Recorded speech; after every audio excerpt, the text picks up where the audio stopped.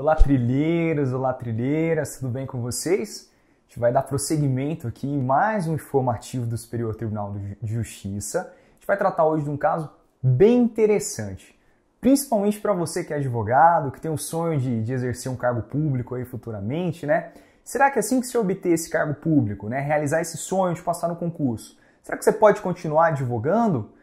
Será que no caso de você ser aprovado, né, num concurso para agente de trânsito, será que você mesmo assim vai poder exercer a advocacia? Foi isso que o Superior Tribunal de Justiça decidiu, pessoal. Primeira coisa, o que a gente entende por exercício da advocacia, né? O que é a advocacia? Bom, você ser advogado hoje é uma tarefa multifacetária, né? Você pode atuar em várias frentes, você pode ser, por exemplo, você pode atuar na defesa dos direitos fundamentais, você pode exercer advocacia civil, familiar, trabalhista, penal, enfim, pessoal, você pode trabalhar. Você ser advogado hoje é quase que ser um clínico geral, né? Por isso que é muito importante você se especializar. Na medida em que você se especializa nesse universo muito grande que é o direito, você consegue ter um conhecimento mais específico, você consegue agregar um pouquinho mais de valor nessa atividade que você está desempenhando, né? Por exemplo, você pode se especializar em direito ambiental e ser um advogado especialista nessa área, auxiliando aí, por exemplo, um proprietário de um imóvel rural que está com uma dúvida em relação à área de preservação permanente, reserva legal. Olha só, o tanto que é diferente, por exemplo, uma atuação deste advogado com a atuação de um advogado que, por exemplo, trabalha na esfera penal, né?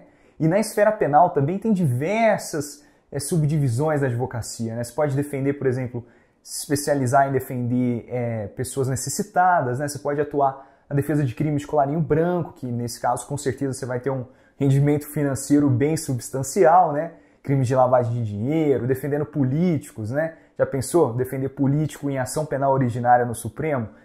Pessoal, dá para ganhar muito dinheiro na advocacia. Enfim, mas o que importa dizer aqui é que é uma atividade muito nobre, né? Muito nobre mesmo. E ela vem de muito tempo, o Brasil tem uma tradição gigantesca, né? Nessa seara aí dos advogados, desde Rui Barbosa, ali em meados de 1891, né? Nossa primeira república.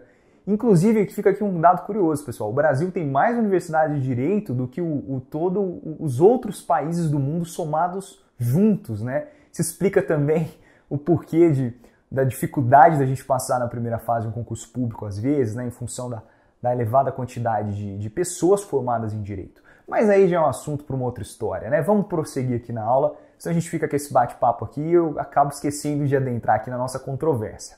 O que é importante dizer, pessoal, é que quando você exerce a advocacia, você acaba tendo uma certa incompatibilidade com algumas atividades. Por exemplo, um magistrado ele não pode exercer a advocacia, seria uma reserva, né, muito grande, uma reserva de mercado muito grande se o advogado pudesse, né, exercer, se o magistrado pudesse exercer não só a advocacia, como também acumular isso com as suas atividades judicantes. Né? Tem até uma questão relacionada à quarentena, depois que o magistrado se aposenta, ele tem que respeitar um período para voltar a atuar, né, a exercer a advocacia ali naquele juízo em que ele estava. Existe, pessoal, é bem verdade que existem alguns cargos em que é perfeitamente possível você estar no exercício do cargo público e você exercer a advocacia. Por exemplo, o pessoal do Ministério Público Federal, antes de 1988, eles podem sim ter um escritório de advocacia. O próprio Aras, né, Augusto Aras, Procurador-Geral da República, escolhido pelo Bolsonaro, fora da lista tríplice, né, importante dizer isso, ele mesmo tinha o escritório de advocacia. Eu não sei se ele ainda tem, né, depois que ele assumiu o exercício da PGR, né, da Procuradoria-Geral da República, mas a verdade é que os promotores, os procuradores do Ministério Público Federal antes de 1988, eles podem sim, podiam, né? Hoje em dia ninguém... São raras as exceções, mas a verdade é que ainda subsiste, né, esse regime. Uma coisa que é muito mais comum é a gente ver, por exemplo, procurador do município e procurador do estado poder acumular não só a atividade advocatícia para o órgão público, como também a atividade advocatícia privada, desde que não seja contra, né, desde que não exerça uma demanda em face do próprio ente que ele emprega, né. Por exemplo, os procuradores do estado de Minas Gerais, eles podem sim exercer a advocacia. O próprio Luiz Roberto Barroso, quando ele era procurador do estado do Rio de Janeiro, ele tinha um escritório de advocacia, ele era sócio de um grande escritório de advocacia. Aliás, o pessoal fala que ele foi para o Supremo, né, não foi uma questão financeira. até porque a parte financeira dele já estava muito bem estruturada, até por poder acumular não só a Procuradoria-Geral do Estado do Rio, como também o escritório de advocacia. A Defensoria, pessoal, trouxe aqui a título de curiosidade, existia uma controvérsia, né, bem significativa se os defensores públicos deveriam ou não se filiar à advocacia. Isso bateu na a OAB. Isso bateu na justiça e foi entendido ali que uma vez que o defensor público ele toma posse, ele não precisa mais continuar pagando a sua anuidade do OAB, né? A natureza jurídica da Ordem dos Advogados do Brasil, pessoal, também de certa forma é um tema bem interessante, porque embora a Ordem dos Advogados, a OAB, seja uma instituição muito relevante para o exercício, para as funções auxiliares da Justiça, ela não está vinculada à administração direta nem indireta. Então fica aqui a curiosidade de ser uma instituição sui generis, né? Ela, por exemplo, ela recebe recursos públicos, né, os recursos da anuidade, mas ela não é obrigada a fazer licitação, ela não é obrigada a fazer concurso público, então fica aqui essa particularidade. Vamos voltar para o caso concreto, pessoal? Vocês já perceberam que, assim, às vezes a gente pega a controvérsia do STJ, deixa ela em segundo plano e aproveita para trazer alguns elementos, né, algumas curiosidades, até para deixar a aula um pouquinho mais leve, mais prazerosa para vocês. O caso concreto, o que foi? A gente tinha os agentes de trânsito do estado de Alagoas e eles também exerciam atividades advocatícias. Isso bateu no STJ e o STJ teve que decidir se isso seria possível ou não. O que a corte decidiu? Pessoal, a corte decidiu que era incompatível, que uma vez que eles tomassem posse no cargo de agentes de trânsito, eles não poderiam mais exercer atividades advocatícias, nem mesmo em própria causa, né? Nem mesmo se fosse uma causa relativa ao próprio agente, ele não poderia atuar em causa própria.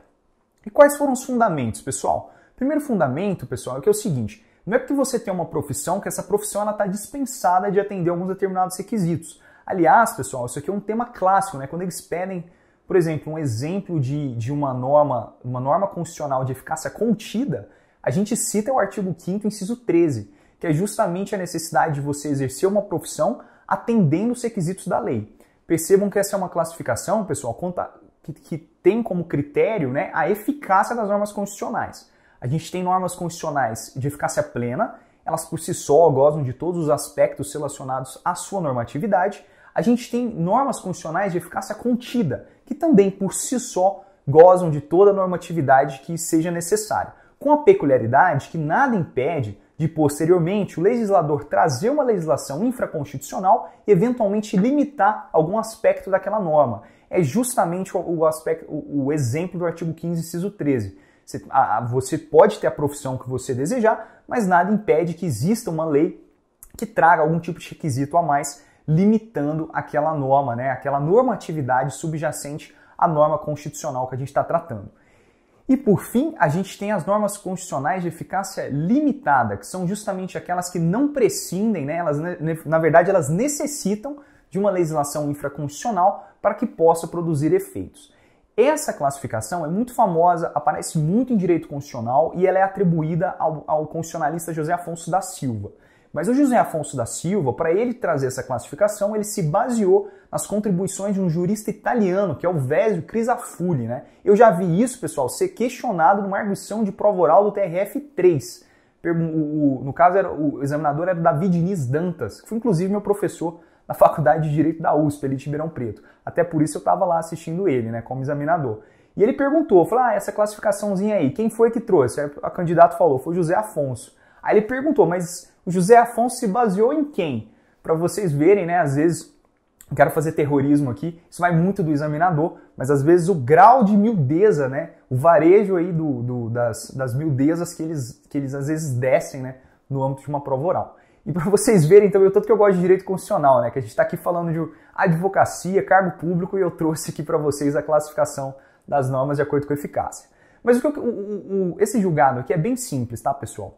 O principal fundamento dele é o seguinte: se você é um agente da polícia, você não pode exercer um cargo você não pode atuar também como advogado. Basicamente é isso. Primeiro porque tem um impedimento que está previsto no artigo 28 do Estatuto da OAB. Lá é bem claro que a advocacia é incompatível, né, caso a pessoa interessada ela esteja a exercer algum tipo de função relacionada à atividade policial. E o agente de trânsito, ao fim e ao cabo, ele também está atuando no exercício de atividades policiais, né?